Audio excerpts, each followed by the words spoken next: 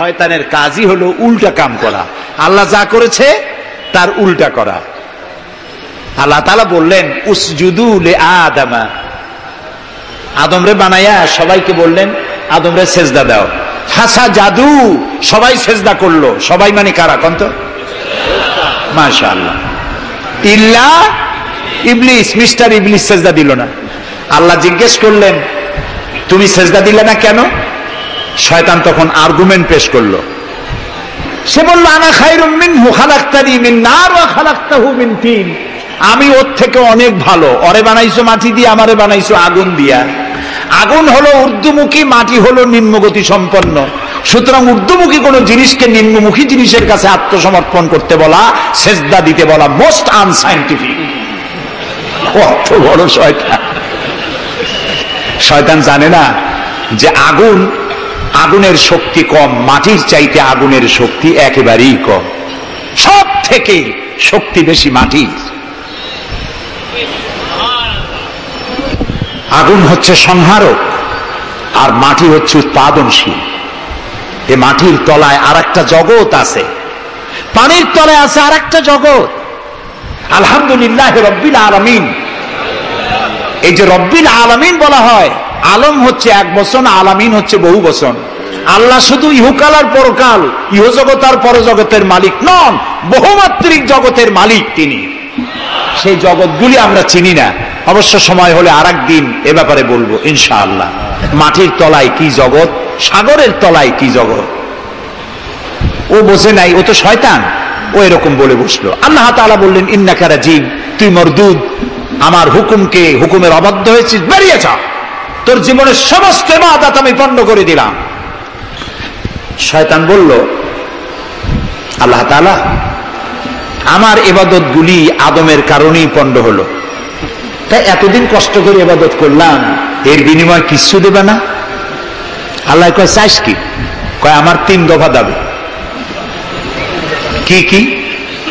1 নম্বর, যে আদমের কারণে আমার সব শেষ হইল, শয়তান হয়ে গেলাম, এই আদম বাঁচবে কয়দিন?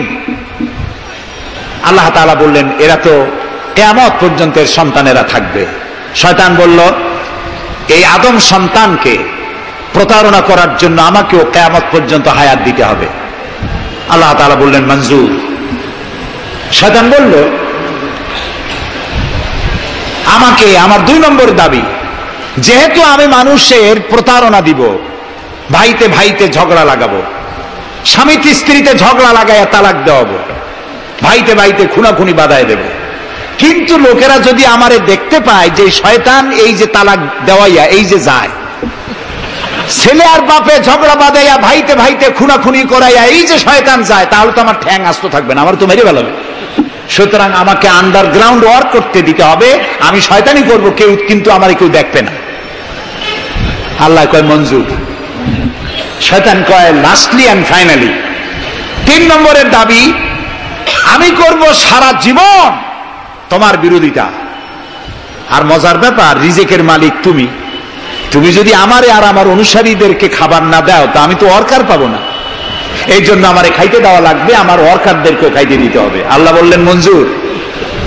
শয়তান বলল হায় আল্লাহ তাআলা, এবার তোমার জাহান্নামের সংখ্যা বাড়াইতে পারো, আমি তোমার সমস্ত বান্দাগুলি সব জাহান্নামকে ভর্তি করে দেবো। এই কোরআন শরীফ আছে। আল্লাহ তাআলা ফেরেশতাদের বললেন, ফেরেশতারা শুনছে শয়তানি কইল কি? আল্লাহ রাব্বুল আলামিন বলেন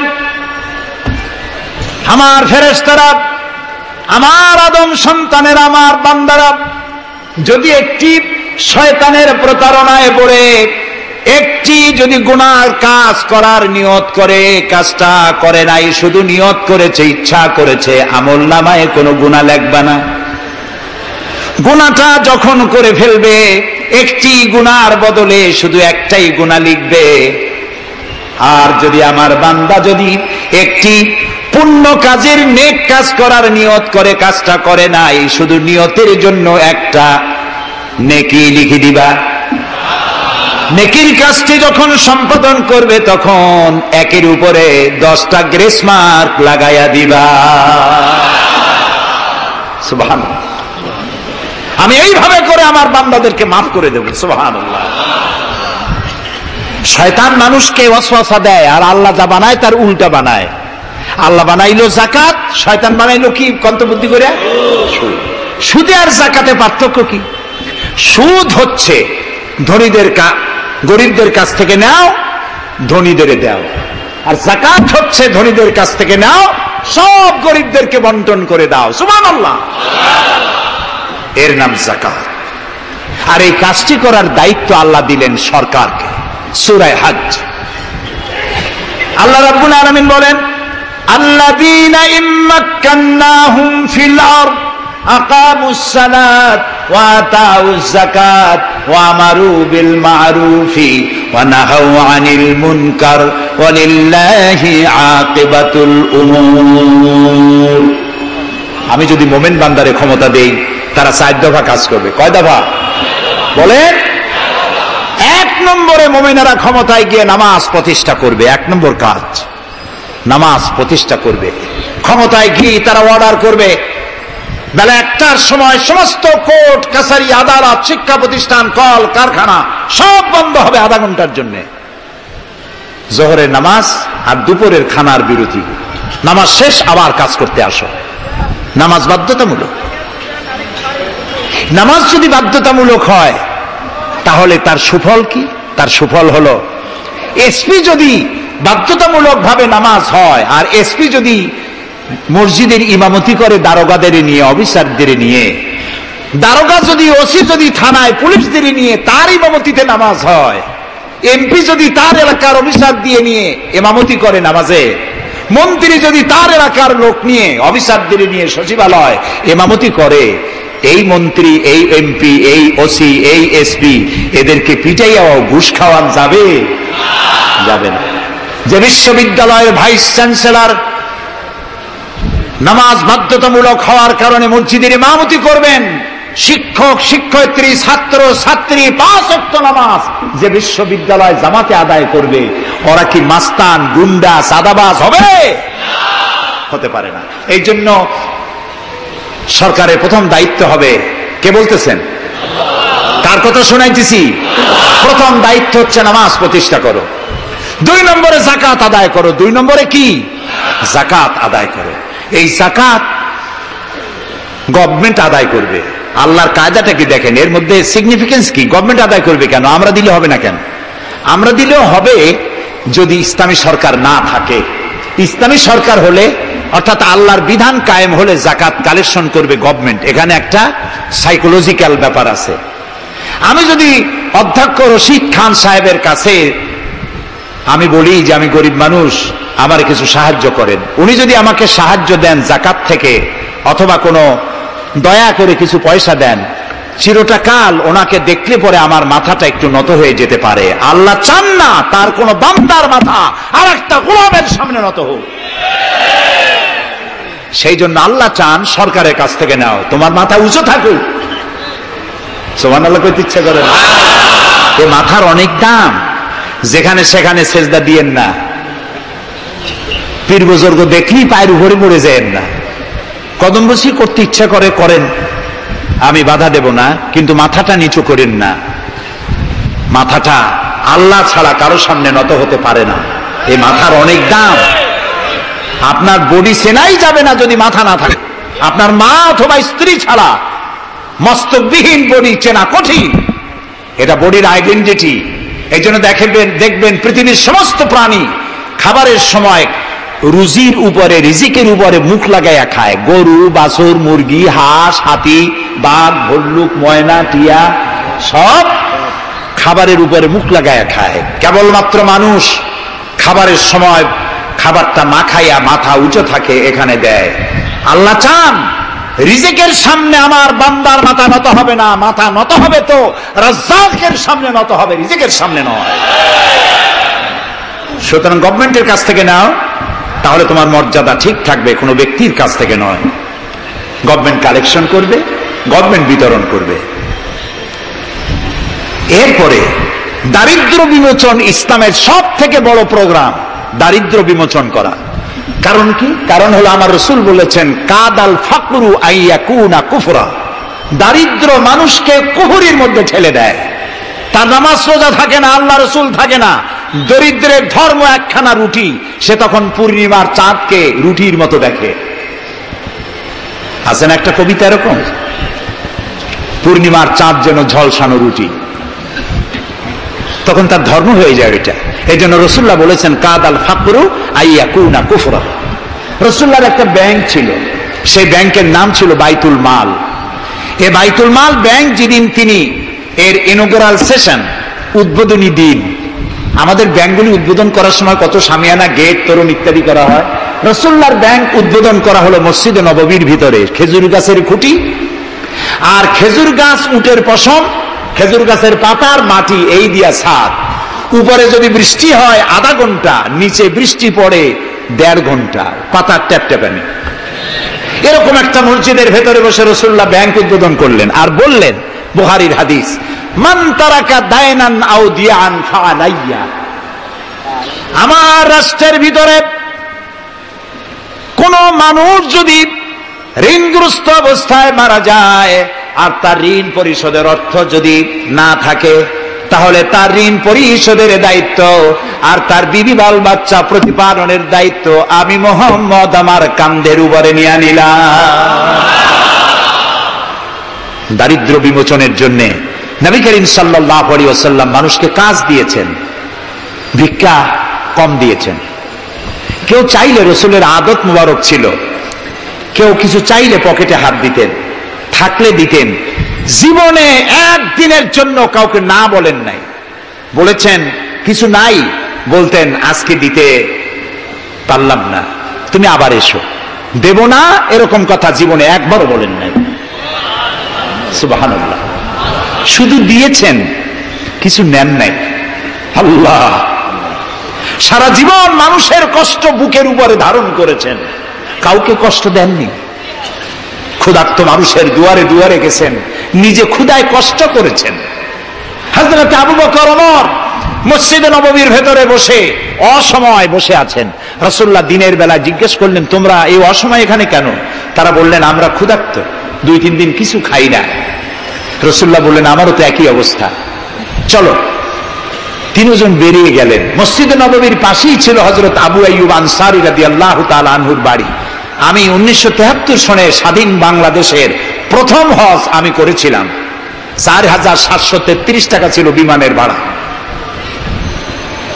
তখন মসজিদে নববীর পাশেই ছিল আবু আইয়ুব আনসারী রাদিয়াল্লাহু তাআলা আনহুর বাড়ি।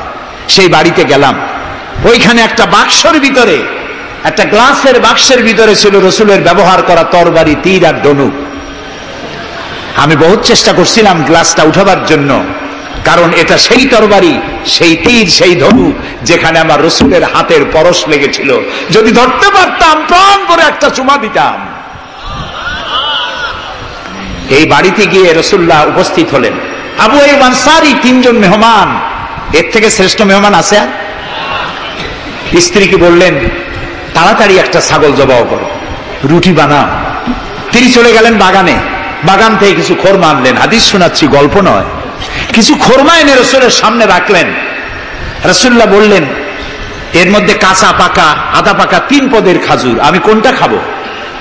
হযরত আবু আইয়ুব বলেন, 3 প্রকারের খেজুরে আপনি হাত দিবেন, কারণ আপনার হাত যে প্রকারের খেজুরের গায়ে লাগবে আমার বাগানে আল্লাহ রাব্বুল আলামিন সেই খেজুরে বরকত দিয়া দিবেন। কিছুক্ষণ পরে রান্না হয়ে গেল, রাসূলের সামনে গোশত আসলো, রুটি আসলো। আল্লাহর নবী খাবারের শুরুতে 2-1টা রুটি আর 2-3টা গোশত টুকরা রুটি দিয়া পেঁচায়া হযরতে আবু আইয়ুব আনসারীর হাতে দিয়া দিলেন। বললেন, আবু আইয়ুব, এই রুটি আর গোশত টুকরা নিয়ে যাও, আমার কলিজার টুকরা মা ফাতেমা গত 3 দিন হলো কিছু খায় নাই। দুনিয়ার মানুষের খাবার পৌঁছায়ছেন, নিজে না খেয়ে থেকেছেন। হযরত আয়েশা বলেছেন, 1 দিন 2 দিন না, মাসের পর মাস রাসূলুল্লাহর স্ত্রীদের ঘরে চুলায় আগুন জ্বলে নাই। হযরত ওমর রাদিয়াল্লাহু তাআলা আনহু রাসূলুল্লাহর ঘরে প্রবেশ করেছেন, এখনো ঘরটা আছে। মসজিদে নববীর কোনায় ছোট্ট ঘরটা, বিশ্বনবীর ঘর। তিনি ঘরের মধ্যে প্রবেশ করে দেখেন রাসূলুল্লাহ শুয়ে আছেন। তারপরে হযরত আবু বকর সালাম করলেন, রাসূলুল্লাহ উঠে বসলেন। হযরত ওমর রাদিয়াল্লাহু তাআলা আনহু বাচ্চা শিশুর মতো ডুকরে কেঁদে উঠলেন। নবীজি জিজ্ঞেস করলেন, ওমর কাঁদো কেন? হযরত ওমর বলছেন, ইয়া রাসূলুল্লাহ, আমি বিশ্বনবীর ঘর দেখতেছি, ছোট্ট একটি ঘর, এক কোনায় পানি শূন্য সরাহি কাত হয়ে পড়ে আছে, এক পাশে একটা গ্লাস, আর আপনি যে বিছানায় শোয়া, চাদর নাই, বালিশ নাই, দড়ি দিয়া বুনানো খাটিয়ার উপরে শুয়েছিলেন, হাতের তলায়, মাথার তলায় হাত দিয়ে আপনার জান্নাতি শরীর মোবারকের পিঠের উপরে দড়ির দাগ আমি সহ্য করতে পারছি না ইয়া রাসূলুল্লাহ। কাফেরেরা পৃথিবীতে এত শান্তি করলো, আর আল্লাহ রাসূলের গায়ে দড়ির দাগ, আপনি আমাকে অনুমতি দেন, আমি একটা তোষক আপনাকে বানায় এনে দেই। রাসূলুল্লাহ বললেন, ওমর,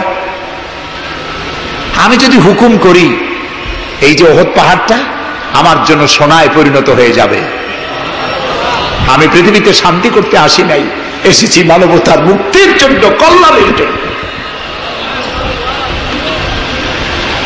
নবী করিম সাল্লাল্লাহু আলাইহি ওয়াসাল্লাম এই যাকাতের বিধান কায়েম করলেন। মানুষের দুয়ারে দুয়ারে খাবার পৌঁছে গেল, বৃদ্ধরা ভাতা পেল, বয়স্করা ভাতা পেল, বেকারেরা তাদের কাজের সংস্থান পেয়ে গেল। অবস্থা এমন হলো, হযরত ওমর ইবনে আব্দুল আজিজ রাহমাতুল্লাহ আলাইহির সময় যাকাত কে নেবে, যাকাত কে নেবে চিল্লানো হতো, ঢোল বাজানো হতো। একজন লোক পাওয়া যেত না যে যাকাত আমার দরকার। ইতিহাস লিখছে, ওই সময় একজন লোক তার সাদকার টাকা নিয়ে ঘুরতেছে যে যাকাত কাকে দিবে। 3 দিন হলো যাকাত নেওয়ার মতো একটা লোক পেল না। অবশেষে ক্লান্ত হয়ে মরুদ্যানের মধ্যে বসে আছে। কিছু সময় পর দেখলো যে একটা লোক, ধুলায় ধূসরিত চেহারা, তিনি এসেছেন, হাতে একটা বড় টোপলা। এই লোকটি বলল, পথিক, আসসালামু আলাইকুম, আমি 3 দিন ঘুরলাম এই দেশে, একটা মানুষ পেল না যাকে আমি সদকার টাকা, যাকাতের টাকা দিতে পারি। আপনাকে মনে হচ্ছে গরিব মানুষ, জামা কাপড় ময়লা, আপনি আমার এই টাকাগুলি নিয়ে আমাকে উদ্ধার করুন। লোকটি বলছে, তোমার মাথা ঠিক আছে কিনা আমি জানি না, তুমি কি মনে করছো যে আমার এই বস্তার মধ্যে ছেঁড়া খাতা? তোমার ওই টোপলায় যত টাকা, ওর থেকে অনেক বেশি টাকা আমার এই বস্তার ভিতরে। আমি 1 সপ্তাহ ঘুরতেছি, একটা গরিব মানুষ পাই নাই এই দেশে। এটি হলো যাকাতের কল্যাণময়তা, যাকাত ভিত্তিক অর্থ ব্যবস্থার কল্যাণময়তা। যারাই যাকাত দেয় না, অর্থকে সঞ্চিত করে, সোনা এবং রূপাকে সঞ্চয় করে, তাদের সম্পর্কে আল্লাহ কি বলছেন? والذين يكنزون الذهب والفضة ولا ينفقونها في سبيل الله فبشرهم بعذاب أليم। যারা নাকি রৌপ্য এবং স্বর্ণ সঞ্চয় করে, আমার রাস্তা খরচ করে না, মানে গরিবদের দেয় না, সঞ্চিত করে রাখে, তাদের জন্য কঠিন পীড়াদায়ক শাস্তির সুসংবাদ দাও। প্রশ্ন উঠতে পারে, শাস্তির কি সুসংবাদ হয়? শাস্তির কি হয়? আল্লাহ সুসংবাদ বললেন কেন? এটা বোঝাবার জন্য ছোট্ট একটি দৃষ্টান্ত যথেষ্ট। মা যদি ছেলেকে কন্ট্রোল করতে না পারে, দারুণ দুষ্ট, মা তখন বলে, দাঁড়া, তোর বাপ আসুক, আমি তারে নালিশ করব, এমন পিটটি দেবে, তখন মজা টের পাবি। পিটাইলে কি মজা লাগে? তাহলে মজা বললো কেন? শাস্তির তীব্রতা বোঝাবার জন্য মজা শব্দ ব্যবহার করা হয়। এটা কোরআনে কারীমের বাগধারা। আল্লাহ তাআলা বলছেন, তীব্র শাস্তির সুসংবাদ দাও। স্বর্ণ আর রৌপ্য জমা করে রেখেছো, যাকাত দাওনি। বহু মহিলার অসংখ্য সোনা রূপা আছে, যাকাত দেন না। কবে কালে ভদ্র একটা বিয়ে আসবে, সেই বিবাহে সজ্জিত হয়ে যাবেন, সারা বছরে যাকাত দিলেন না, এতগুলি সোনা আটকায় রাখলেন কেন? আল্লাহ চান না টাকা পয়সা পুঞ্জীভূত হয়ে থাকুক।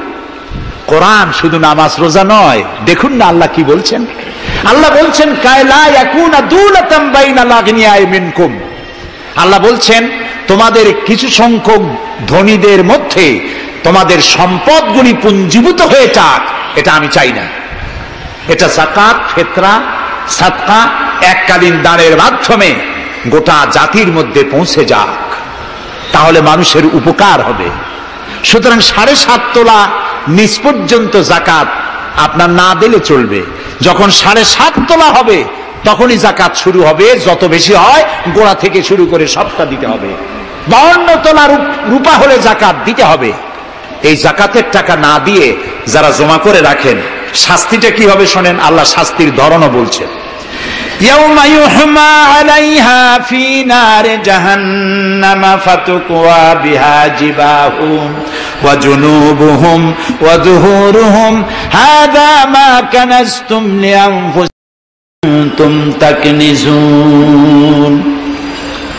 এমন একদিন আসবে যখন এই স্বর্ণ আর রৌপ্যকে জাহান্নামের আগুন দিয়ে জ্বালায়া সিল বানানো হবে, আর এই সিলগুলি তোমার কপালে, তোমার পার্শ্বদেশে, তোমার পৃষ্ঠদেশে সিল মারা হবে জাহান্নামের আগুন দিয়ে, আর বলা হবে হাযা মা কানাজতুম লিআনফুসিকুম, এই হলো তোমার সেই সব সঞ্চিত সম্পদ যা তুমি সঞ্চয় করে রেখেছিল, আল্লাহর রাস্তায় খরচ করো নাই। রাসূলের কাছে প্রশ্ন হয়েছে ওয়ায়াসআলুনাকা মাযা ইউনফিকুন, হে রাসূল আপনাকে প্রশ্ন করা হয় যে কি খরচ করব। আল্লাহ তাআলা বলছেন কুলিল আফওয়া, বলুন প্রয়োজনের অতিরিক্ত জিনিস আল্লাহর রাস্তায় খরচ করে দাও। আমরা প্রয়োজনের অতিরিক্তটা ব্যাংকে জমা রাখি, আল্লাহ বলেন খরচ করো। যত খরচ করবে আল্লাহ তত বাড়াই দিবেন। দেখেন না আল্লাহ বাড়ায় কেমনে। আল্লাহরে বিশ্বাস করেন যে আল্লাহ যে বাড়াইতে পারেন, এটাকে বিশ্বাস করেন? এটি তো ইমানের প্রশ্ন। কেউ যদি জবাব দিতে ব্যর্থ হন তাহলে তো কুলক্ষণ। আল্লাহ কি সম্পদ কমানো আর বাড়ানোর মালিক কে? ইয়ামহাকুহুল্লাহুর রিবা ওয়া ইউরবিস সাদাকাত। আল্লাহ তাআলা বলছেন আমি সুদকে ধ্বংস করি আর সাদকাকে বৃদ্ধি করি। হালালে বরকত হয়, হারামে বরকত হয় না। আজ গোটা পৃথিবীতে, শুধু বাংলাদেশে নয়, গোটা বিশ্বে ওয়ার্ল্ড ব্যাংকের দৃষ্টিতে ইসলামী ব্যাংক পৃথিবীতে সব থেকে সফল ব্যাংক। আলহামদুলিল্লাহ। তাও আলহামদুলিল্লাহ কব না কেন? কারণ হালালে বরকত হয়, হারামে বরকত হবে না। আচ্ছা, কুত্তায় বাচ্চা দেয় কয়টা কন্ত? ওর তো ফ্যামিলি প্ল্যানিং নাই, জনমের মতো হয়। এই কুত্তাগুলি যদি সব বাঁচত তাহলে বরিশাল দিয়ে হাঁটতে পারতেন? কুত্তার জ্বালায় হাঁটতেই পারতেন না। গরুতে, গাভীতে বাছুর দেয় কয়টা বছরে? একটা, মাত্র একটি। আর মুসলমানেরা গরু যা জন্মের খাওয়া খায়, তারপরেও কুত্তা বেশি না গরু বেশি? এই কারণে যেহেতু গরু হালাল তাই গরুতে বরকত, কুত্তা হারাম তাই বরকত নাই। ইসলামী ব্যাংক শুধু ব্যাংকিং সেক্টরে কাজ করে না, জাতির কল্যাণমূলক বহু সংখ্যক কাজ তারা করে থাকে। ইসলামী ব্যাংক হাসপাতাল, ইসলামী ব্যাংক ব্যাংকের জন্য কলেজ, ইসলামী ব্যাংক দিয়ে যখন ডিজাস্টার হয়, দুর্ভিক্ষ হয়, যখন বন্যা হয়, জলোচ্ছ্বাস হয়, লক্ষ কোটি কোটি টাকা তারা দুহাতে বিতরণ করে। হ্যাঁ, অনেক প্রকল্প আছে। মেধাবী ছাত্র, গরিব ছাত্রদেরকে স্টাইপেন্ড দেয়, বিধবা নারীদেরকে কি বলে সেলাই করে, সেলাই মেশিন দেয়। যাকাত আর একটু বলি, আপনারা বিরক্ত হন না তো? যাকাত আমরা কি করি? বছরে একদিন শাড়ি আর লুঙ্গি কিনে প্রদর্শন করি, এক্সিবিশন। অমুক সাহেব যাকাত দেবেন, আপনারা আসবেন। দলে দলে ফকিররা আসলো, একটা লুঙ্গি আর শাড়ি নিতে গিয়ে পদপিষ্ট হয়ে 5টা 10টা মারা গেল। হয় নাই বাংলাদেশে? এই প্রদর্শনী এক্সিবিশনের কোনো মানে নাই। যাকাত নিতে তোমার বাড়ি কেন লোক আসবে? তুমি যাকাতের টাকা তার হকদারের কাছে পৌঁছাইয়া দিবা। কারণ গরিব তোমার করুণার পাত্র নয়। অফি আমওয়ালিহিম হাক্কুল লিসাইলি ওয়াল মাহরুম, আল্লাহ তাআলা বলছেন তোমার সম্পদের ভিতরে গরিবদের অধিকার আছে। গরিব তোমার করুণার পাত্র নয়। যাকাত দিয়ে আসো তার বাড়ি যায়। তবে শাড়ি আর লুঙ্গি দেওয়া কোনো অর্থবহ কাজ নয়। কি দিবেন? রাসূলুল্লাহর কাছ থেকে শিখুন। ওই যে একজন আসলো, ভিক্ষা চাইল। বলল তোমার কি কিছু নাই? বলল আছে। কি আছে কন্ত? মাশাআল্লাহ, জানি সবাই কিন্তু আমল করি না। দুনিয়ায় যত ভালো কথা সব বলা হয়ে গেছে, বাকি আছে শুধু পালন করা। রাসূলুল্লাহ তাকে বললেন কম্বল আনো। বিক্রি করে কিনলেন কি? কুড়াল। রাসূলুল্লাহ তার নিজের পবিত্র হাত দিয়ে কুড়ালে হাতল লাগায় দিলেন। বললেন যাও জঙ্গলে কাঠ কাটো, বাজারে বিক্রি করো, ভিক্ষা কোনোদিন আর করবা না। 1 বছর পর, হাদিস শুনুন, 1 বছর পর ওই ভিক্ষুক এসে বলছেন আসসালামু আলাইকা ইয়া রাসূলুল্লাহ, হুজুর আপনি আমাকে চিনেছেন? আমি সেই ভিক্ষুক যে ভিক্ষা নিতে এসেছিলাম, আপনি আমাকে ভিক্ষা না দিয়ে কুড়াল দিয়েছিলেন। কুড়াল দিয়া কাঠ কাটিয়া বাজারে বিক্রি করে আমার কাছে এখন যাকাত দেওয়ার মতো অর্থ জমা হয়ে গেছে। এটার নাম ইসলাম। শুধু নামাজ রোজা জিকির আজগারের জন্য শুধু নয়, নামাজ রোজা জিকির আজগার তো করব, কিন্তু আমার মানুষকে দারিদ্র বিমোচন করতে হবে। সুতরাং যাকাতের টাকা দিয়ে একটা শিক্ষিত বেকার যুবককে একটা কম্পিউটার কিনে দেন, একটা বিধবা মহিলাকে একটা সেলাই মেশিন কিনে দেন, তার সতীত্ব সে বাঁচাতে পারবে। ক্ষুধার জ্বালায় মানুষ যখন অসহনীয় পর্যায়ে চলে যায়, তখন সে দেহ ব্যবসার মতো নিকৃষ্ট পর্যায়েও চলে যায়। এজন্য ধনীরা দায়ী হবে আল্লাহর কাছে। কচু গাছ কাটতে কাটতেই মানুষ খুন করে। একটা এতিম বাচ্চা ক্ষুধার জ্বালায় ঘুরতেছে, ওই বাচ্চাটি আপনি তাকে একটু আদর করেন, ওরে আপনি একটা চীনাবাদামের বাক্স কিনে দেন 50 টাকা 100 টাকা দিয়া, কিছু চীনাবাদামের পুঁজি দেন, একটা পানের খিলি বানাইয়া বিক্রি করার পুঁজি দেন, কয়েকটা বুট পলিশের কালি আর ব্রাশ কিনে দেন, সে রাস্তায় বসে জুতা পালিশ করবে, ছেলেটি পকেট মারা থেকে চুরি করা থেকে বেঁচে যাবে, সমাজ সংস্কার হবে, সমাজ অপরাধ মুক্ত হবে, সমাজ থেকে দারিদ্র বিমোচন হবে। আলহামদুলিল্লাহ বলেন।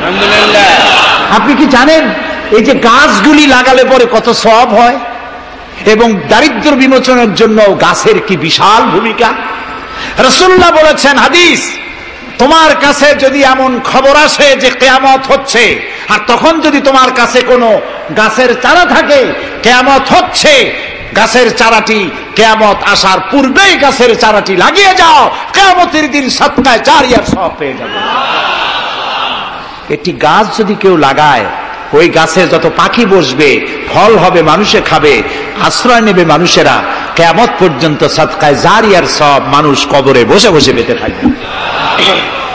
সব জায়গায় সওয়াব আর সওয়াব জানি না, খালি মনে করি ইল্লাল্লাহ ইল্লাল্লাহ বলতে পারলেই সওয়াব। আর খালি ইল্লাল্লাহ বলবেন বা কেন? যারা এই ধরনের জিকির করেন, আমার মনে দারুণ প্রশ্ন, জবাব খুঁজে পাই নাই। আল্লাহর কলেমাকে খণ্ডিত করে জিকির করার পারমিশন কোন হাদিস দিয়েছে? কে দিয়েছে এই পারমিশন? লা ইলাহা ইল্লাল্লাহ, এটা হলো পূর্ণাঙ্গ কালেমা, কমপ্লিট হচ্ছে মুহাম্মদুর রাসূলুল্লাহ। আফজালুজ যিকর লা ইলাহা ইল্লাল্লাহ। কতক্ষণ লা ইলাহা ইল্লাল্লাহ, কতক্ষণ ইল্লাল্লাহ ইল্লাল্লাহ ইল্লাল্লাহ। এর অর্থ কি? আল্লাহ ছাড়া, আল্লাহ ছাড়া, আল্লাহ ছাড়া। আল্লাহ ছাড়া কি? কমন সেন্সের শুধু কমন বাদ দিয়া শুধু সেন্সও যদি থাকে, কোন মুসলমানের এমন জিকির করা উচিত নয়। তবে common sense is very uncommon. দুর্ভাগ্য জাতি। প্রিয় ভাই, সব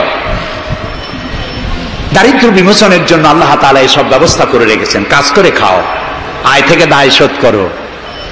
আপনার পুকুর কেটে চতুর্দিকে পুকুরের কান্দায় পেঁপে গাছ লাগান, কলা গাছ লাগান, হাঁস পালেন, হাঁসগুলি পানিতে সাঁতার কাটবে, ভেতরে মাছ থাকবে, হাঁসের পায়খানা খেয়ে মাছ বড় হবে, হাঁস বড় হয়ে ডিম দেবে, এই ডিম বিক্রি করবেন, মুরগি বিক্রি করবেন, পেঁপে বিক্রি করবেন, কলা বিক্রি করবেন। মানুষের কাছে হাত পাতার চাইতে নিকৃষ্ট কাজ আর নাই। রাসূলুল্লাহ বলেছেন আল্লাহর কাছে এই রকমের হাতের চাইতে এই রকমের হাতের মর্যাদা বেশি। এইটার নাম কি? চাওয়া। বলেন এইটার নাম কি? এইটার নাম আল্লাহর কাছে এইটার কোনো দাম নাই, কোনো দাম নাই। আল্লাহর কাছে দাম এইটা। এই জন্য যারা শ্রমিকদের সম্পর্কে আমার রাসূল বলেছেন আল কাসিব হাবিবুল্লাহ, যারা সহজে উপার্জন করে খায় ওরা আল্লাহর বন্ধু। আপনারা শ্রমিক না, সেই জন্য সুবহানাল্লাহ কইতে পারলেন না। আলহামদুলিল্লাহ বলে রাসূলুল্লাহর হাদিস শোনাচ্ছি, আমি গাজী কালু চম্পাবতীর পুঁথি শোনাচ্ছি না। আল কাসিব হাবিবুল্লাহ, যে ব্যক্তি স্বহস্তে উপার্জন করে খায় সে আল্লাহর বন্ধু। এখন যদি কোন রিকশাওয়ালা, কুলি মজুর, ঠেলাওয়ালা যদি মনে করে আল্লাহর বন্ধু যখন হইছি নামাজ রোজা দিয়ে আর করবো কি, এটি কিন্তু ঠিক নয়। আল্লাহর বন্ধু হওয়ার জন্য নামাজ রোজা অত্যন্ত জরুরি। আর আপনি যে কষ্ট করে খাচ্ছেন, আপনার পয়সা হালাল। যে ব্যক্তি রিকশা চালায়, 2.5 মনে বস্তা মাথায় করে স্টিমারে উঠায়, ওর চাইতে হালাল পয়সা কারো নাই। মাথার ঘাম পায়ে ফেলে উপার্জন করছে। আপনি জানেন না যে দালানে যারা আছে খুব শান্তিতে নাই। বাইরের থেকে দেখে ভেতরের অবস্থাটা বোঝা যায় না। গুলশান, বনানী, আভিজাত্যপূর্ণ এলাকার বিশাল বিশাল বাড়ি দেখে আপনার চোখ ধাঁধা লেগে যেতে পারে, খুব শান্তির নিলয়। না, শান্তি নাই। বাড়ির মালিক, বহু টাকার মালিক, রাত্রির বেলায় ঘুম হয় না। কোন ফাঁক দিয়া জানলার পাশ দিয়ে গুলি এসে বুক ঝাঁঝরা করে দেয়, ঘুম নাই। জনমের মতো অসুখ হইছে, প্রত্যেক দিন সোনার চাউল দিয়ে ভাত খাইতে পারে, কিন্তু ডাক্তার তার রুজি কন্ট্রোল করে দিয়েছে। পাঙ্গাসের পেটি, খাসির চর্বি খাইতে পারবেন না, ভাত কম খাবেন। সকালবেলায় ডিমের পুষ, দুপুর বেলায় 1 স্লাইস টুস, সন্ধ্যাবেলায় ফলের জুস, খাওয়া শেষ। বউ তো কথা শোনে না, হাজারো কাজ করে ঘরমুক্ত হয়ে স্বামী ফিরেছে। বিবি সাহেবা, বেগম সাহেবা এখন ধরে হাতে ভেরিটি ব্যাগ নিয়ে স্বামীর সামনে থেকে হন হন করে যাচ্ছে। স্বামী বেচারা কষ্ট করে জিজ্ঞেস করছে, তুমি কই যাও? বলছে, আই এম ভেরি বিজি। ছেলে হয়েছে কয়টা? সব গুন্ডা, মাস্তান। মাথায় এত বড় চুল, হাতে এত বড় নখ। মেয়েগুলি বয়ফ্রেন্ড নিয়ে কোথায় চলে গেছে। বেটা বাড়ির কাজের লোক, কাজের মেয়েদের হাতের দেওয়া খানা খাইল, আদর পাইল না, যত্ন পাইল না, সম্মান পাইল না। খাইয়ে টাইয়া নিজে নিজে শুয়ে আছে, এতগুলা ঘুমের ট্যাবলেট খাইছে, ঘুমও আসে না। কিন্তু তুমি মেয়ে রিকশাওয়ালা, ঠেলাওয়ালা, কুলি মজুর, সারাদিন কাজ করে পোলাও চাউল কিনতে পারো নাই, মোটা চাউল কিনেছো, খেসারির ডাল কিনেছো। একটু কিনে বাড়িতে বউ রান্না করেছে। আমি এই চোখে দেখা কথা বলি, আল্লাহ তাআলা এই বয়সে কম দেখান নাই। কমলাপুর রেল স্টেশনের বস্তি দেখেছি, অনেক বস্তি এলাকায় গিয়েছি। স্বামী বসে খাচ্ছে, ঘরমাক্ত রিক্সা চালায় আসছে, 2.5 মনে বস্তা টানে আনছে।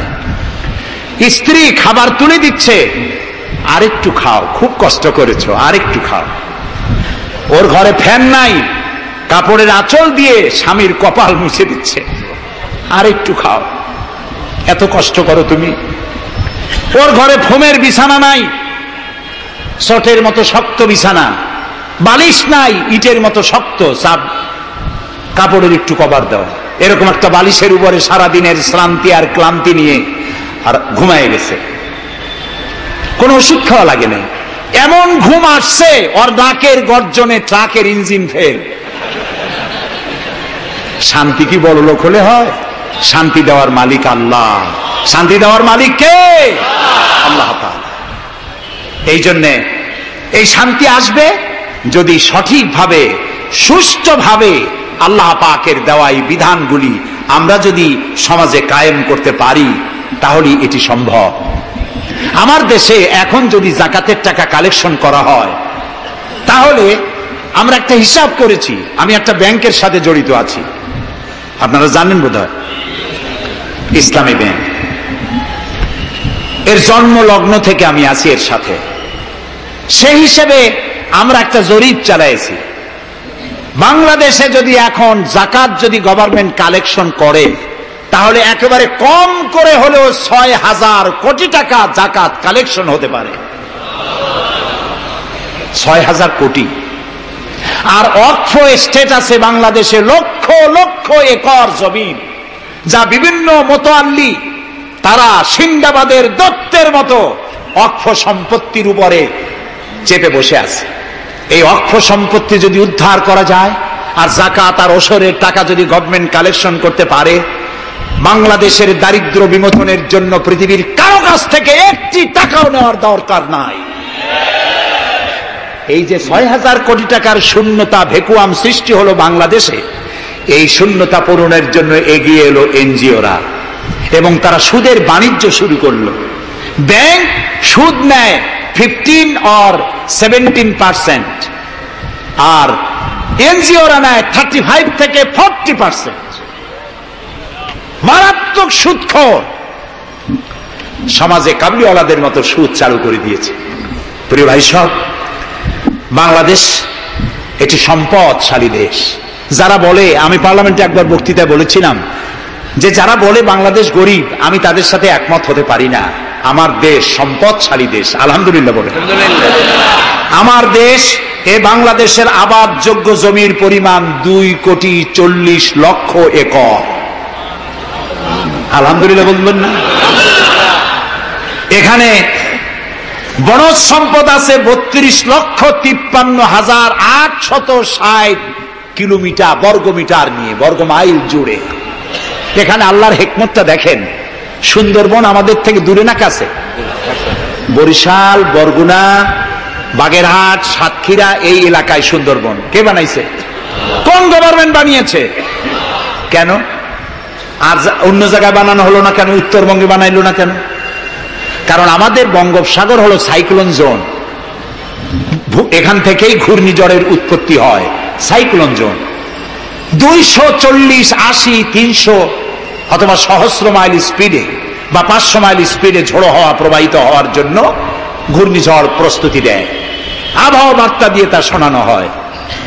উপকূলীয় এলাকায় যদি আল্লাহ তাআলা সুন্দরবন তৈরি না করতেন, তাহলে সমুদ্রের ঘূর্ণিঝড়ের প্রথম ধাক্কায় কুয়াকাটা, পটুয়াখালী, বরগুনা, সাতক্ষীরা, পিরোজপুর, বাগেরহাট, বরিশাল প্রথম ধাক্কায় উড়ে চলে যেত। আল্লাহ তাআলা কি দয়া, সুন্দরবন বানাই দিয়ে প্রোটেক্টেড করেছেন। তাও আমরা সুবহানাল্লাহ বলবো না। এই সুন্দরবন রক্ষার জন্য গভর্নমেন্ট পাহারাদার লাগিয়েছে, কিন্তু পাহারাদারেরা নিজেরাই রক্ষকরা হইছে ভক্ষক, জন্মের খাওয়া খাইতেছে। আল্লাহ দেখলেন যে এরা তো এই ধরনের মানুষ খুব বেকায়দা, সেই জন্য আল্লাহ তাআলা নিজেও কিছু পাহারার ব্যবস্থা করলেন। সেই পাহারাদার কে? Royal Bengal tiger. যদি সামনে পড়েন 10 কোটি টাকা ঘুষ দেবেন, এই কথা শুনলেও আপনারে ছাড়বে না। যাতে বংশানুক্রমে পৃথিবীর মানুষ, দেশের মানুষ এগুলি ভোগ দখল করতে পারে, আল্লাহ সেই জন্য পাহারাদার রেখে দিয়েছেন। সুবহানাল্লাহ। আমার দেশে রয়েছে পানি সম্পদ। বাংলাদেশে ছোট বড় 250টি নদ নদী আছে, যেগুলির দৈর্ঘ্য 3,200 বর্গমাইল। আছে পানি সম্পদ, আছে পশু সম্পদ, আছে মৎস্য সম্পদ, সর্বোপরি আছে এই বাংলাদেশের 14 কোটি মানুষের 28 কোটি হাত। এই হাতগুলি যদি ভিক্ষুকের হাত না হয়ে কর্মীর হাত হয়ে যায়, তাহলে আমাদের দেশ গরিব থাকতে পারে না। আমার দেশের সম্পদের অভাব নাই, যথেষ্ট সম্পদ আছে, শুধুমাত্র ইকুয়াল ডিস্ট্রিবিউশন নাই। সৎ এবং যোগ্য নেতৃত্বের অভাবে এই চরম দুরবস্থার সৃষ্টি হয়েছে। আরো হয়েছে রাজনৈতিক প্রতিহিংসার কারণে। তা না হলে আমরা পৃথিবীর মধ্যে দাঁড়ায় যেতাম। যুদ্ধ বিধ্বস্ত জাপান কোথা থেকে কোথায় গেল। উত্তর কোরিয়া আমেরিকাকে চ্যালেঞ্জ করছে। থাইল্যান্ড, যারা নারী ব্যবসা করে জীবন বাঁচাইতো, সেই থাইল্যান্ড এখন, আমি মেলবোর্ন ইউনিভার্সিটিতে আমার প্রোগ্রাম ছিল, যাওয়ার সময় ব্যাংকক হয়ে গেলাম। একটি হোটেলে আমার থাকার জায়গা ছিল। 30 কিলোমিটার লম্বা ফ্লাইওভার ব্যাংককে। বিল্ডিংগুলি দেখতে হলে এরকম তাকালে মাথা টুপি পড়ে যায়, এত উঁচু উঁচু বিল্ডিং। সিঙ্গাপুর কোত্থেকে কোথায় গেল, আমরা যে তিমিরে ছিলাম সেই তিমিরেই রয়ে গেল।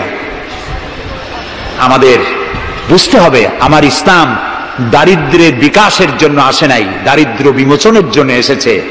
সুন্দর একটি সমাজ বিনির্মাণের জন্য ইসলাম এসেছে, এবং তা গণতান্ত্রিক প্রক্রিয়ার মধ্য দিয়ে। নবী করিম সাল্লাল্লাহু আলাইহি ওয়াসাল্লাম যদি বলতেন ইন্তেকালের সময় যে আমার মেয়ে নেতৃত্ব দিবে, আমার নাতি নেতৃত্ব দিবে, বলেন কার বাবার হিম্মত ছিল এটার প্রতিবাদ করার? তিনি কি তা করেছেন? না। ইন্তেকালের সময় জিজ্ঞাসিত হয়ে তিনি বললেন, আমার পরে তোমাদের মধ্যে যিনি বেশি যোগ্য, খোদাভীরু, আল্লাহকে ভয় করে, তেমন লোককে তোমরা নেতা নির্বাচিত করো। আবু বকর রাদিয়াল্লাহু তাআলা তাই বলেছেন, ওমর, ওসমান, আলী তাই বলেছেন। সুবহানাল্লাহ বলেন। ওয়া আমরুহুম শুরা বাইনাহুম, এটি হলো গণতন্ত্র। তোমরা তোমাদের পরামর্শ ভিত্তিতে তোমাদের রাষ্ট্র সমাজ পরিচালনা করো। সুবহানাল্লাহ বলেন। কে বলে কোরআন শুধুমাত্র একটি ধর্মগ্রন্থ, বেদ আর বাইবেলের মতো? নিশ্চয়ই নয়। কোরআন একটি পূর্ণাঙ্গ জীবন বিধান, যা মানুষের জীবনের কথা বলে। এ মাসটার নাম কি? আরবি মাসের নাম কি? মুহররম।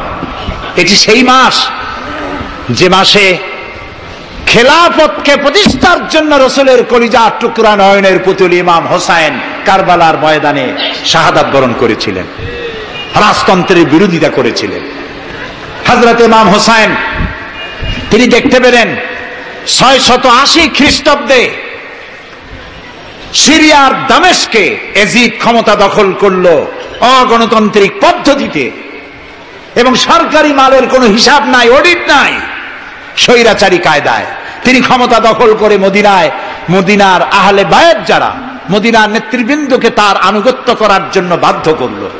ইমাম হোসেন যে মায়ের পেটে এসেছেন, যে পিতার পেটে জন্মে এসেছেন, যে নানার কোলে বড় হয়েছেন, তিনি কি এই দৃশ্য চোখে দেখতে পারেন? তিনি বললেন, আমি কুফায় যাব। কুফার লোকেরা দাওয়াত দিল, তিনি কুফায় রওনা করবেন। মদিনার লোকেরা হাতে পায়ে ধরলো, কুফায় আপনি যাবেন না। তিনি বললেন, আমি কোন ক্রমে এজিদের বশ্যতা স্বীকার করব না, আমি এর বিরোধিতা করবই। মাত্র 72 জন লোক নিয়ে তিনি কুফার দিকে অগ্রসর হলেন। এই 72 জনের মধ্যে 40 জন পুরুষ আর 32 জন নারী আর শিশু। তিনি যখন কারবালা প্রান্তরে পৌঁছে গেছেন, ইবনে জিয়াদ কুফার গভর্নর, তিনি বাধা দিলেন, বললেন, আমার দরবারে হোসেনকে হাজির করো। ইমাম হোসেন বললেন, যে ব্যক্তি আল্লাহর আখিরাতকে অস্বীকার করেছে, রাসূলকে অস্বীকার করেছে, আমি তার সামনে জীবন থাকতে যাব না।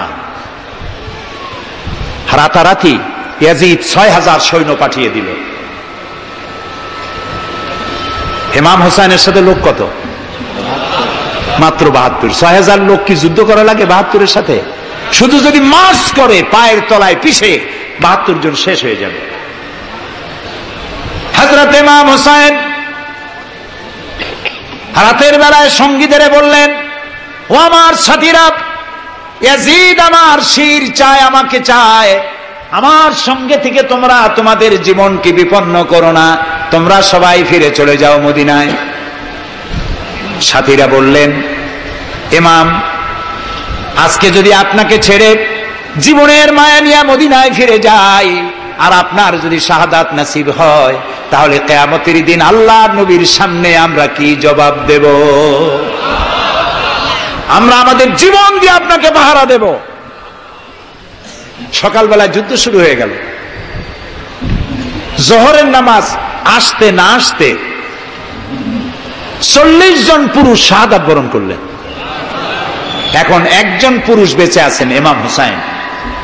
তাঁবুর ভিতরে স্ত্রী এবং অন্যান্য মহিলাদের কাছ থেকে বিদায় নিতে এসেছেন। তোমাদেরকে আল্লাহর হাওয়ালা করলাম, আমি যুদ্ধে চলে যাচ্ছি। আমার চোখের সামনে আমার নানাজির দামদার মোবারক শহীদ হওয়া ইসলাম, সাহাবীদের রক্ত দেওয়া, জীবন দেওয়া ইসলাম, খেলাফত মিটে যাবে পৃথিবী থেকে, রাজতন্ত্র প্রতিষ্ঠা হবে, আমার জীবন থাকতে আমি তা হতে দেব না। স্ত্রী এগিয়ে এলেন, বললেন, হুসাইন, জিহাদের ময়দানে থেকে আমি আপনাকে বিরত থাকতে বলবো না, তবে একটি দাবি আছে।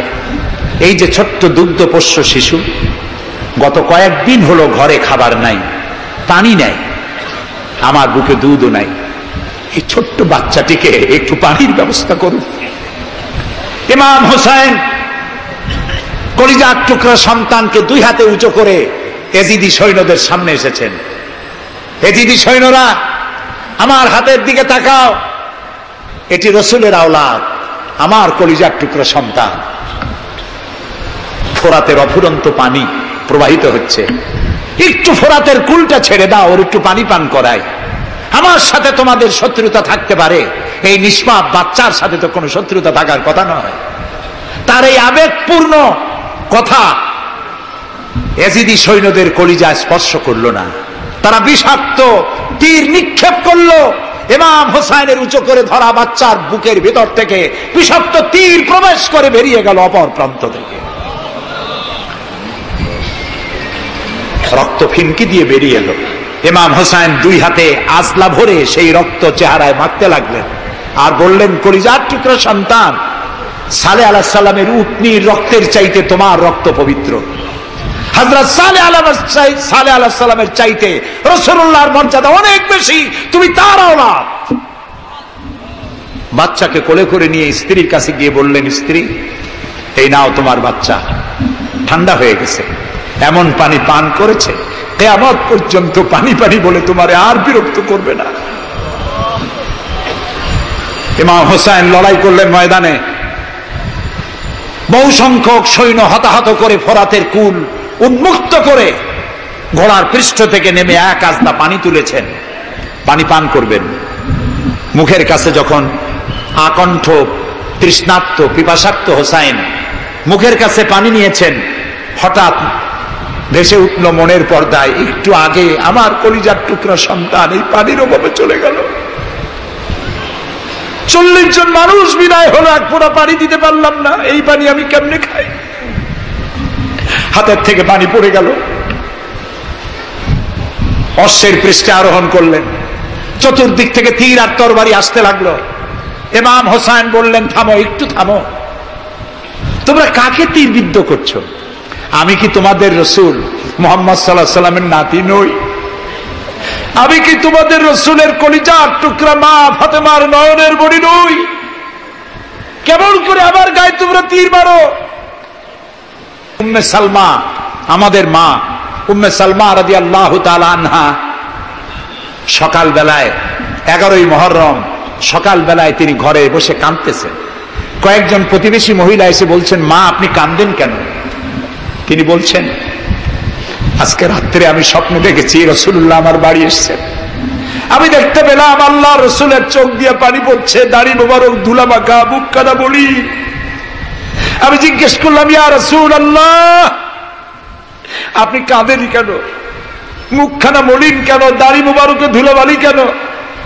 রাসূলুল্লাহ বললেন, উম্মে সালমা, তুমি জানো না আমি এইমাত্র কারবালা থেকে এসেছি। আমি দেখে এলাম আমার কলিজার টুকরা হুসাইনের শির মোবারক তার দেহ থেকে বিচ্ছিন্ন করে ঘোড়ার পদতলি, ঘোড়া দিয়ে পদদলিত করা হয়েছে তার দেহ মোবারক। ইসলাম এত সহজে আসে না, অনেক রক্ত পাড়ি দিয়ে এসেছে ইসলাম। হযরতে হোসাইনের মস্তক মুবারক এজিদি সৈন্যরা একটা প্লেটে করে নিয়ে কুফার গভর্নর ইবনে জিয়াদের সামনে রেখেছে। ইবনে জিয়াদ চেয়ারে বসা, সিংহাসনে বসা, ইমাম হোসাইনের মস্তক মুবারক তার পায়ের কাছে রেখেছে। কলঙ্কিত ইতিহাস, কি করে আমি শুনাই আপনাদেরকে?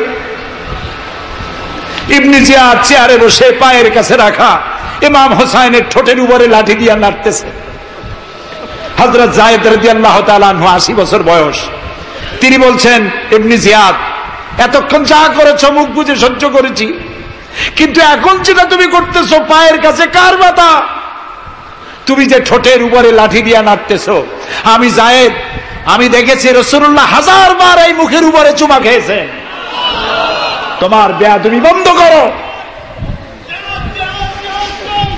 প্রিয় ভাই সব, রাজতন্ত্র নয়, পরামর্শ ভিত্তিক সমাজ ব্যবস্থা প্রতিষ্ঠার জন্য আল্লাহ তাআলা ইসলাম দিয়েছেন, দ্বীন দিয়েছেন।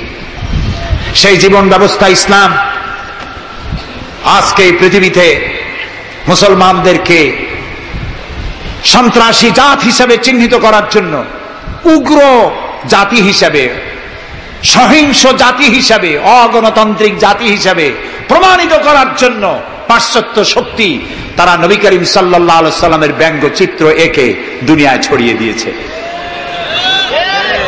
আজকে জুমার খুতবায় আমি কসাই মসজিদে বলেছিলাম, রাসূলুল্লাহর মাথার উপরে বোমা আকৃতির পাগড়ি বেঁধেছে, পাশে 2টা অর্ধনগ্ন মেয়ে লোক রেখেছে। নাউজুবিল্লাহ। তোদের মতো অসভ্য আছে পৃথিবীতে? ডেনমার্ক, আমেরিকা, ইউরোপ, তোমরাও কি মানুষের মতো কাজ করেছ? বিশ্ব নবী পৃথিবীতে সব দিয়েছেন, কিছু নেন নাই। তাকে অপমান করার অর্থ হচ্ছে মানব সভ্যতাকে অপমান করা। রাসূলকে অপমান করার ক্ষমতা কারো নাই। তার সম্মান পাহাড় সমান নয়, তার সম্মান আকাশ সমান নয়। রাসূলের সম্মান আল্লাহর আরশ পর্যন্ত। আল্লাহ তার আরশে আজিমে কাউকে দাওয়াত দেন নাই, বিশ্ব নবীকে দাওয়াত দিয়েছিলেন।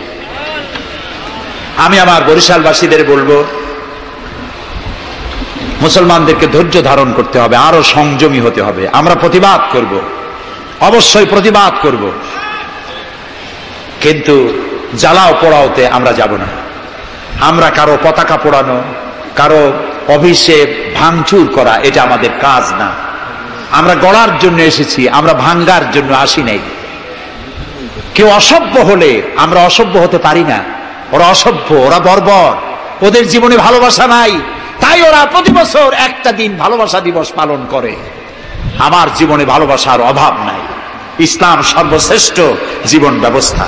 এই কল্যাণময় জীবন ব্যবস্থা প্রতিষ্ঠার জন্য এগিয়ে আসতে হবে মুসলমানদেরকে, সকলকে, হিন্দুদেরকেও।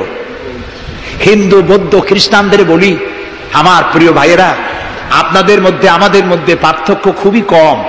হিন্দুরা বলেন এক ব্রহ্মা, দ্বিতীয় নাস্তি। আমরা বলি লা ইলাহা ইল্লাল্লাহ, কথা প্রায় কাছাকাছি।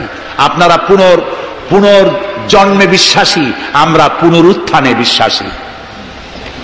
আমরা খুব ভালো আছি, এই দেশটা খুব ভালো দেশ, পূজা আর রোজা একসাথে হয়, আমরা অনেক আরামে আছি। এদেশে সাম্প্রদায়িক সম্প্রীতি নাই বলে যারা বিদেশে বদনাম ছড়ায়, তাদের হেদায়েতের জন্য আমরা আল্লাহর কাছে দোয়া করি, আল্লাহ তাদের হেদায়েত করো।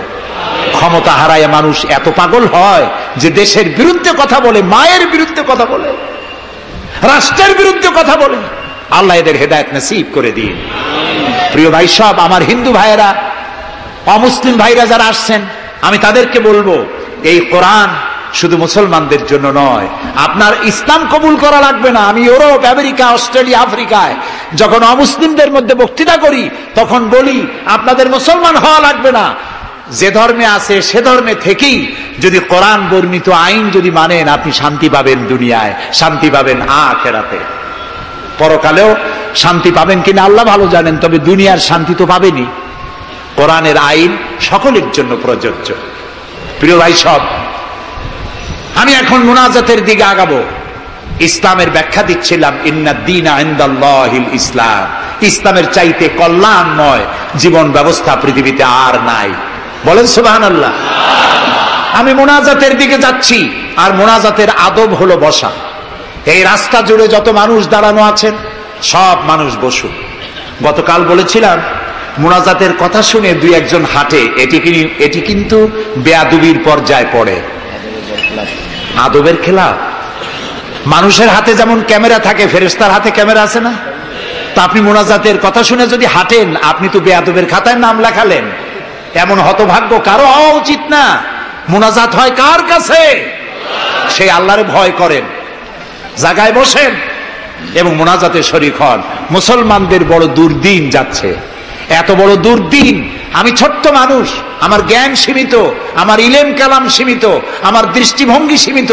এই সীমিত দৃষ্টিভঙ্গি দিয়ে, আমার পড়াশোনা অবজারভেশনের মধ্য দিয়ে আমি যেটা বুঝতে পারি, বর্তমান পৃথিবীতে মুসলমানেরা যে বিরাট ষড়যন্ত্র আর বিপদের মুখোমুখি হয়েছে, পৃথিবীতে কোন কালে এত ষড়যন্ত্র, এত বহুমুখী ষড়যন্ত্র আর কোনদিন হয়েছে বলে আমার জানা নেই। এই ষড়যন্ত্র থেকে বাঁচার জন্য দোয়া করতে হবে কার কাছে? কার কাছে? তিনিই পারবেন আমাদেরকে কল্যাণ দিতে। এই জন্যে মা বোনেরা যারা এসেছেন, মা বোনদেরকে বলবো, আপনাদেরকে ইসলাম সর্বাধিক সুযোগ দিয়েছে, আপনাদের অধিকার দিয়েছে। লেখাপড়া করতে পারবেন, চাকরি করতে পারবেন, রাজনীতি করতে পারবেন, আপনারা সমাজনীতি করতে পারবেন, আপনারা যুদ্ধেও যেতে পারবেন, সব পারবেন। তবে আপনার শালীনতা, আপনার সম্ভ্রম, আপনার সতীত্ব, আপনার পর্দা আপনাকে বজায় রাখতে হবে। এ কাজটুকুনের মধ্য দিয়ে নারীর অধিকার প্রতিষ্ঠিত হবে। সেজন্য আমি মা বোনদেরকে বলবো, আসুন ইসলামকে জানি, ইসলামকে বুঝি, ইসলামের সাথে নিজেদেরকে সম্পৃক্ত করি। এটি শুধুমাত্র নামাজ রোজা হজ জাকাতের ধর্ম নয়। নামাজ রোজা হজ জাকাত সহ অর্থনীতি, সমাজনীতি, রাষ্ট্রনীতি সবকিছুর সমন্বয় একটা জীবনের স্কিম, একটি পরিকল্পনা যা দিয়েছেন আল্লাহ তাআলা। সুবহানাল্লাহ বলুন। আর ওই কথার প্রতিবাদ করি যারা আল্লাহর আইন প্রতিষ্ঠার নামে বোমা হামলা করে, সন্ত্রাসী তৎপরতা চালায়, এরা জিহাদকে অবমাননা করেছে। জিহাদ আর যুদ্ধ এক কথা নয়, জিহাদ আর কিতাল এক কথা নয়, হোলি ওয়ার এবং জিহাদ এক কথা নয়। সুতরাং আল্লাহর আইন প্রতিষ্ঠার নামে যারা সন্ত্রাসী তৎপরতা চালায় তারা একটি জঘন্য কাজ করছে। যারা বোমা মারে আল্লাহর আইন প্রতিষ্ঠার জন্য, তারা মানুষ নয়, তারা মানুষ নামের কলঙ্ক, তারা নরপশু। বলুন তো তারা কি? তারা জানোয়ার। হরকতুল জিহাদ, তারপরে জামাতুল মুজাহিদিন, জুমরাতুল মাসাকিন, আবার আরেকটা নতুন সংগঠন বেরোচ্ছে নাকি শুনলাম, তার নাম করেছে তারা আল জঙ্গিতুল জংলা। এরা কোন জঙ্গল থেকে বাইর হবে আল্লাহ জানে। আপনারা যদি এদের ধরতে পারেন, এদেরকে থানায় সোপর্দ করবেন। আপনি যদি জানতে পারেন, আপনার ছেলের রুম আপনার পরিদর্শন করা উচিত। আপনার ছেলের পড়ার রুমের টেবিলের ড্রয়ারে কি আছে, বালিশের তলে কি আছে, বেডের নিচে কি আছে, সেসব বইপত্র আপনার দেখা উচিত। অর্ধ পড়ুয়া, লেখাপড়া জানে না, মা বাপ থেকে বিচ্ছিন্ন করে এইসব ছেলেপেলেদেরকে ওরা ট্রেনিং দেয়। একটা বিচারপতি মারতে পারলেই বেহেশতে যাবা তাড়াতাড়ি, একটা আইনজীবী মারতে পারলে বেহেশতে যাবা, বোমা মারো বেহেশতে যাও। বলেন নাউজুবিল্লাহ। আমাদের দেশে ইসলাম এসেছে বড় বড় আলেম আর বড় বড় আল্লাহর ওলিদের মাধ্যমে ইসলাম এসেছে। তারা কি বোমাবাজি করেছেন? তারা কি সন্ত্রাসী তৎপরতা করেছেন? না। ওই জায়গায় দেখেন হযরত খানজাহান আলী রহমতুল্লাহ আলাইহির কবর আছে না? কোথায়? বাগেরহাটে। খালি কুমির দেখেন না, ইতিহাস দেখেন। তিনি এসে, মানুষের খাবার পানি ছিল না, বড় বড় দিঘি কেটেছেন। এই ছিল তাদের কাজ। দিঘি কেটেছেন, পুকুর করেছেন, রাস্তা করেছেন, মসজিদ করেছেন। হযরত শাহজালাল রহমতুল্লাহ আলাইহি গৌর গোবিন্দের বিরুদ্ধে যুদ্ধ করা লাগে নাই, শুধু আযান দিয়েছেন আর তাদের মূর্তিগুলির কম্পন শুরু হলো। গৌর গোবিন্দ দৌড়াইয়া পলাইয়াও কুল পায় নাই, বিনা যুদ্ধেই দখল হয়ে গেছে সিলেট। সুবহানাল্লাহ। তারা প্রতিবাদ মুখর ছিলেন। হযরতে মুজাদ্দেদ আল ফিসানি রহমতুল্লাহ আলাইহি সম্রাট আকবরের বিরুদ্ধে প্রতিবাদ করেছেন, জেল খেটেছেন, সমাজ সংস্কার করেছেন। এ ছিল অলিউল্লাহদের কাজ। আমাদের দেশে শর্ষিনার পীর, ফুরফুরার পীর, জৌনপুরের পীর, চরমোনাইর মরহুম পীর হযরত মাওলানা ইসহাক সাহেব রহমতুল্লাহ আলাইহি পীরের মতো পীর ছিলেন। আমি ছাত্র জীবনে তার অনেক ওয়াজ শুনেছি। কান্দা মানুষ পাগল হয়ে যেত। গাছেরটার তলারটা দুটো খাওয়ার অভ্যাস ছিল না। তিনি মানুষকে ব্যঙ্গ করেন নাই, কারো বিরুদ্ধে উল্টা পাল্টা ফতোয়া দেন নাই। আমার কাছে ইসলাম, কারো কাছে ইসলাম নাই, এই বাজে কথা তিনি জীবনেও বলেন না। আমরা তাকে সম্মান করি। এইসব বড় বড় অলিউল্লাহ আর আলেমরা এদেশে ইসলাম প্রচার করেছে, সন্ত্রাসের মধ্য দিয়ে নয়, ভালোবাসা দিয়া, উন্নয়নমূলক কাজ করে, মাদ্রাসা, মসজিদ, এতিমখানা প্রতিষ্ঠা করে করেছে। সুতরাং এই সন্ত্রাসী তৎপরতা যারা চালায় তারা মানুষ নয়, তারা জানোয়ার, তারা পশু। এদেরকে ধরিয়ে দিন, পুলিশকে ধরিয়ে দিন। আমরা সরকারের শুকরিয়া আদায় করি, আলহামদুলিল্লাহ বর্তমান সরকার এদের নেটওয়ার্ক ভেঙে চুরমার করে দিয়েছে। বাকি আছে দুই শয়তান। এই দুই শয়তান আজ হোক কাল হোক ধরা পড়বেই ইনশাআল্লাহ। ইনশাআল্লাহ বলেন। এবং এদের দৃষ্টান্তমূলক প্রচন্ড শাস্তি হবে ইনশাআল্লাহ। যারা আমাদের দেশকে বদনাম করেছে, বাংলাদেশ পৃথিবীর দ্বিতীয় বৃহত্তম মুসলিম দেশ, গণতান্ত্রিক দেশ, এই দেশকে অন্যের পরাধীনতা থেকে আমাদের দেশকে আমাদের বাঁচাতে হবে। এই জন্য আলেম ওলামাদেরকে চিন্তা করতে হবে, ভাবতে হবে আগামীতে যেন এই দেশ কোন দেশের তাবেদার গোলাম রাষ্ট্রে পরিণত না হয়ে যায়। কারা এটা করতে পারে? কারা ক্ষমতায় এলে আলেমদেরকে গ্রেফতার করবে? কারা ক্ষমতা এলে মাদ্রাসা বন্ধ করে দেবে? কারা ক্ষমতা এলে শাইখুল হাদিসকে দড়ি দিয়ে বাঁধে বরিশাল জেলখানায় ঢুকাইয়া চোরের সাথে রাখবে? ওদেরকে চিনতে হবে। ওদেরকে চিনতে হবে। আর ঐক্যবদ্ধভাবে যারা আলেমদের পক্ষে, মাদ্রাসার পক্ষে, যারা আলেমদেরকে অসম্মান করে না, আলেমদেরকে মর্যাদা দেয়, তাদের সাথে থাকুন। এই দেশের সমস্ত মাদ্রাসাগুলি ফাজেলকে ডিগ্রির মান, কামেলকে মাস্টার্সের মান দেওয়া হবে ইনশাআল্লাহ। কওমি মাদ্রাসাগুলোকে স্বীকৃতি দেওয়া হবে ইনশাআল্লাহ। আমার দেশে ইসলাম প্রচারিত হয়েছে দুটি শিক্ষা ব্যবস্থার মধ্য দিয়ে, আলিয়া এবং কওমি। আমরা কোনোটাকে ঘৃণা করি না, দুটোই। আমি পল্টনে বক্তৃতায় বলেছিলাম, কেউ যদি আমাকে জিজ্ঞেস করে আপনার দুটি চোখের মধ্যে কোনটা আপনার প্রিয়, আমি পাল্টা প্রশ্ন করতে চাই, আপনি বলুন আপনার কাছে কোনটা প্রিয়? আপনার কাছে যদি দুটোই প্রিয় হয়, আমার কাছেও দুটোই প্রিয়। আলিয়াও প্রিয় আমার চোখের মতো, কওমি মাদ্রাসাও আমার প্রিয়। এই মাদ্রাসাগুলি এখানে আছে বলে ইসলাম আছে, মাদ্রাসা থাকবে না, ইসলাম থাকবে না। সুতরাং মাদ্রাসা হচ্ছে ইসলামের লালন কেন্দ্র। মসজিদও থাকবে না, মসজিদে যেতে হলে তো মাদ্রাসা লাগবে, নামাজ শিখবা কোথায়, আল্লাহরে চিনবা কোথায়? এই জন্য সব থেকে বেশি জরুরি হলো মাদ্রাসা। সেই মাদ্রাসার তারা শত্রু, তাই 252টা মাদ্রাসা যারা বন্ধ করেছিল, এখন তারা আবার বলে ক্ষমতায় যেতে পারলে সংবিধানের 5ম সংশোধনী বাতিল করবে। 5ম সংশোধনী বাতিলের অর্থ কি? 5ম সংশোধনী বাতিলের অর্থ হলো আল্লাহর উপরে, রাষ্ট্রের সমস্ত কাজের উৎস আল্লাহর উপর ঈমান এবং অবিচল আস্থা কেটে দিয়ে সেখানে সংবিধানের শিরোনাম থেকে বিসমিল্লাহ কেটে দেওয়া হবে, ধর্মভিত্তিক রাজনীতি নিষিদ্ধ ঘোষণা করা হবে। মুসলমানেরা বেঁচে থাকতে কোন অবস্থাতেই এই শক্তিকে ক্ষমতায় আসতে দেওয়া যায় না। সমস্ত আলেম ওলামা ঐক্যবদ্ধ হতে হবে। কোন মিষ্টি কথায় ভুলে গেলে হবে না। তেলের দাম, দ্রব্য মূল্য বেড়ে গেছে, তাই আমাদেরকে অন্য পথে যেতে হবে। এই পাগলামি করলে নিজের পায়ে নিজে কুড়াল মারা হবে। সুতরাং আল্লাহর দিন, দেশ বাঁচলে আমরা বাঁচবো, স্বাধীনতা থাকলে আমরা থাকবো। দেশের স্বাধীনতা, অস্তিত্ব, অখণ্ডত্ব বাঁচিয়ে রাখার জন্য সর্বোপরি এই যে টুপি মাথায় দিয়ে চলি, মুখে দাড়ি আছে, এই দাড়ি আর টুপিকে টিকিয়ে রাখার জন্য যারা ইসলামকে ভালোবাসে, আলেমদেরকে ভালোবাসে, সম্মান দেয়, মর্যাদা দেয়, উন্নয়নের জোয়ার বয়ে দেয় সারা দেশ জুড়ে, তাদের সাথে ঐক্যবদ্ধ হয়ে কাজ করা আমাদের ঈমানের দায়িত্ব। সে দায়িত্ব পালনের তৌফিক আল্লাহ আমাদেরকে দান করুন। বাস, আমরা এখন মোনাজাত করব। মোনাজাতের পরে এশার আজান হবে। এশার নামাজ জামাতে পড়ে আমরা বাড়ি যাব। ঠিক আছে ভাই? গতকাল কিন্তু ঠিক থাকে নাই, আজকে যেন থাকে। তবে অনেকে এশার নামাজ পড়ে এসেছেন, এটাও ঠিক। যারা পড়ে আসেন নাই তারা আমাদের সাথে পড়বেন। নামাজ না থাকলে ঈমান থাকবে না। নামাজ না পড়লে নিজেকে মুসলমান বলে পরিচয় দেওয়ার অধিকার নষ্ট হয়ে যায়। জীবনে আর নামাজ ছাড়বো না, এই ওয়াদা কি করা যায়? যাবে? দুহাত উঁচু করুন, বলুন ইয়া আল্লাহ, তোমার পবিত্র নামে ওয়াদা করি, যতদিন পর্যন্ত মালাকুল মউত আমার মাথার কাছে না আসতেছে ততদিন পর্যন্ত ফরজ নামাজ, ফরজ রোজা আর ছাড়বো না, আর ছাড়বো না, আর ছাড়বো না। এবার জোরে বলেন ইয়া আল্লাহ, আমার আজকের এই ওয়াদা আমার মৃত্যু পর্যন্ত আমাকে পালন করার তৌফিক দাও ইয়া রাব্বাল আলামিন। এখন মোনাজাত হচ্ছে।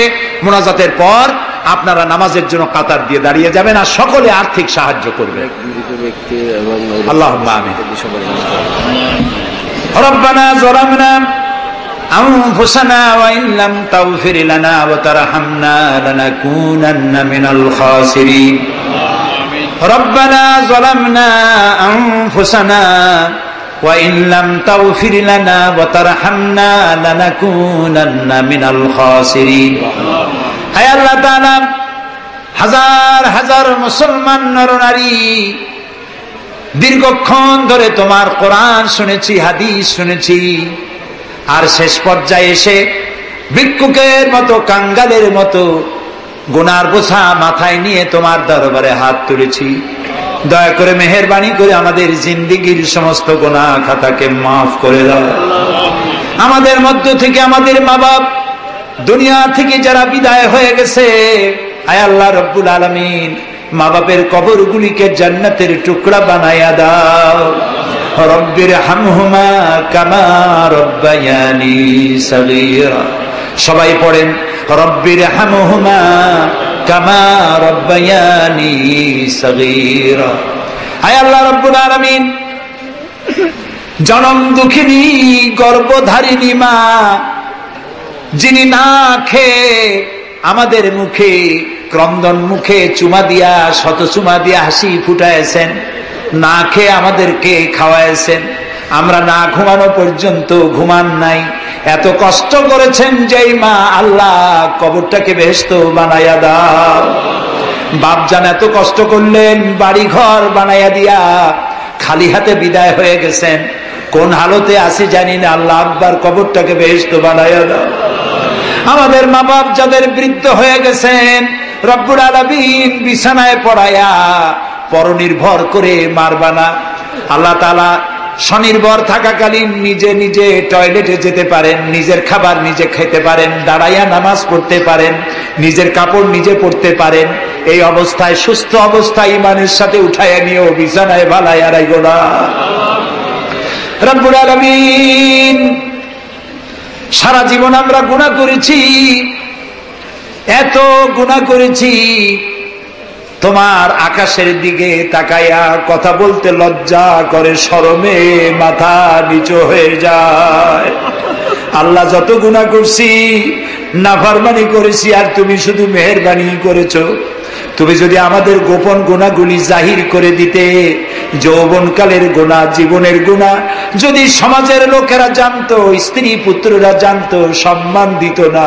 আল্লাহ তাআলা কিয়ামতের দিন লক্ষ কোটি মানুষের সামনে আমাদের গোপন গুনাহগুলি জাহির করে দিয়ে আমাদেরকে শরম দিও না। আয় আল্লাহ তাআলা, তোমার নবী বলেছেন 3000 বছর ধরে তুমি জাহান্নামের আগুন উত্তপ্ত করেছো।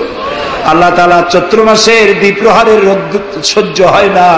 আল্লাহ তাআলা জাহান্নামের আগুন আমরা সইতে পারবো না। জাহান্নামের আগুন আমাদের জন্য আল্লাহ তুমি হারাম বানায়া দাও। আল্লাহুম্মা আজিরনা মিনান নার। সবাই পড়েন আল্লাহুম্মা আজিরনা মিনান নার, আল্লাহুম্মা আজিরনা মিনান নার। হায় আল্লাহ তাআলা, তামাম পৃথিবীতে মুসলমানেরা আজ বড় বিপদে, মুসলমানদের কেউ দেখার নাই। ইরাকের আল গরিব কয়েদখানার ভিতরে মুসলমানদেরকে উলঙ্গ করে তাদের মুখের উপরে কাফেরেরা পেশাব করেছে। গুয়ান্তানামো কারাগারের ভিতরে মুসলমানদের বান্দা তাদের সামনে কোরআন শরীফের উপরে পেশাব করেছে। রাসূলুল্লাহর মাথায় বোমা উঠাইয়া দিয়েছে। নগ্ন নারী তার পাশে বসে ছবি উঠাইছে। বাবু, আমাদের কলজা চলে যায় বাবু। আল্লাহ নর পশুদের হেদায়েত দাও। আল্লাহ পরাশক্তির নামধারী তথাকথিত সভ্যতাকে আল্লাহ তুমি হেদায়েত দিয়ে দাও। ওদের নসিবে যদি হেদায়েত না থাকে, তুমি তো আমাদের সেই আল্লাহ যে আল্লাহ নমরুদকে জুতা পেটা করে বিদায় করেছো। তুমি তো সেই আল্লাহ যে ফেরাউনকে চুবাইয়া মারছো। আল্লাহ, এই সভ্যতার দাবিদার গুলি যারা আমার রসুলকে অপমান করতেছে, মুসলমানদেরকে অপমান করছে, কোরআনকে অপমান করছে, ফেরাউনের মতো নবরুদের মতো জুতা মেরে ডুবাইয়া ধ্বংস করে গজব দিয়া বিদায় করে দাও। আল্লাহ, আমাদের এই শান্তিপূর্ণ দেশে যারা বোমা মারে, সন্ত্রাসী হামলা করে, ওদেরকে আমরা চিনি না, তুমি ভালো করে জানো ওরা কারা। আল্লাহ, ওদেরকে হেদায়েত করো, ওদেরকে তুমি ধরাইয়া দাও। ওদেরকে কারা টাকা দেয়, কারা বুদ্ধি দেয়, কারা পরিচালিত করে, তাদের চেহারা জনগণের সামনে উন্মোচিত করে দাও। তাদেরকে জনগণের সামনে ন্যাংটা করে দাও। আল্লাহ তাআলা, আমাদের এই সুন্দর দেশটির উপরে তুমি রহমত করো। আল্লাহ, তোমাকে বলবো না কাকে বলবো। পৃথিবীতে যত মুসলমান দেশ তুমি দিয়েছো, প্রত্যেক মুসলমান দেশের পাশে আরো 2-4টা মুসলমান দেশ আছে। তুমি আমাদের দিকে তাকায় দেখো তো আমাদের অবস্থাটা কি। আমরা কোথায় যাব? আমাদের তো পালাবারও জায়গা নাই। একদিকে সমুদ্র আর 3 দিকে কারা। আল্লাহ, তুমি এই বাংলাদেশটাকে দয়া করে হেফাজত করো। কারো তাবেদার বানাইও না, কোন পদসেবী পদলেহীদের গোলাম বানাইও না। আল্লাহ এই দেশের মুসলমানদের মাথায় টুপি রাখা, মুখে দাড়ি রাখার পথে বিঘ্ন ঘটায়ও না। মাদ্রাসাগুলি বন্ধ করে দিয়ে আমাদের দম বন্ধ করে দিও না। আল্লাহ তাআলা এমন শক্তি ক্ষমতা এনো না যারা ইসলামকে অপমান করবে, আলেমদেরকে অমর্যাদা করবে, এমন লোকদেরকে কিয়ামত পর্যন্ত ক্ষমতা দিও না। আল্লাহুম্মা লা তারুদ্দানা খায়বিন, আল্লাহুম্মা লা তারুদ্দানা খায়বিন। আল্লাহ তাআলা একেবারে কিছু না দিয়ে একেবারে খালি হাতে আমাদেরকে ফেরত দিও না বাবা। আমি কয়েক সেকেন্ড আপনাদের জন্য ছেড়ে দিলাম। মাথা নিচু করেন, চক্ষু বন্ধ করেন, কেঁদে কেঁদে মনের কথা আল্লাহরে বলেন, দোয়া কবুল হবে ইনশাআল্লাহ। কোরআনের মাহফিল, দোয়া কবুল হবে ইনশাআল্লাহ।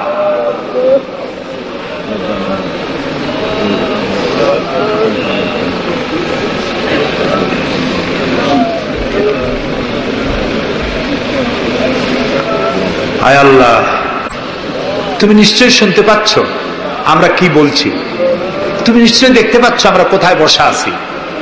আল্লাহ তাআলা তুমি তাকিয়ে দেখো, তোমার অনেক বান্দীরা তারা বহু কষ্ট করে এসছেন। আল্লাহ তোমার বান্দীদের আরজি পুরা করো, মহিলাদের, মা বোনদের ব্যাধি মাফ করো, যার সন্তান নাই নিঃসন্তানীকে সন্তান দাও, যাদের ছেলে মেয়ে বড় হয়েছে বিয়ে দিতে পারে না বিয়ের ব্যবস্থা করে দাও, রুজি রুটিতে যাদের অভাব অনটন আল্লাহ তাদের ব্যবস্থা করে দাও। আল্লাহ তাআলা আমাদের দেশে যারা নৈরাজ্য সৃষ্টি করতে চায়, অস্থির করতে চায় দেশটাকে, আল্লাহ তাদের হাত থেকে দেশটাকে রক্ষা করো। এই বরিশালের উপর রহমত নাজিল করো। এখানে যারা ব্যবসা বাণিজ্য করে হালাল ভাবে ব্যবসায় বরকত দাও। এদেশে হিন্দু, মুসলমান, খ্রিস্টান, বৌদ্ধ সাম্প্রদায়িক সম্প্রীতি নিয়ে বসবাস করার তৌফিক দান করে দাও। আলেম ওলামা, পীর বুজুর্গদের মধ্যে মহব্বত কায়েম করে দাও। যারা আলেম ওলামাদের মধ্যে বিদ্বেষ সৃষ্টি ছড়ায়, যারা ইসলামী আন্দোলনের বিরুদ্ধে ফতোয়া দিয়া আল্লাহ তাআলা যারা বিঘ্ন ঘটাতে চায়, আল্লাহ দয়া করে তাদেরকেও হেদায়েত করো। অনেকে দোয়া চেয়েছেন, যিনি যেভাবে দোয়া চেয়েছেন তুমি জানো, তার দোয়া পূরণ করো। আল্লাহ তাআলা এই মাহফিলে জনগণকে সাহায্য করার তৌফিক দাও। আল ফারুক সোসাইটিকে কিয়ামত পর্যন্ত কবুল করে নাও।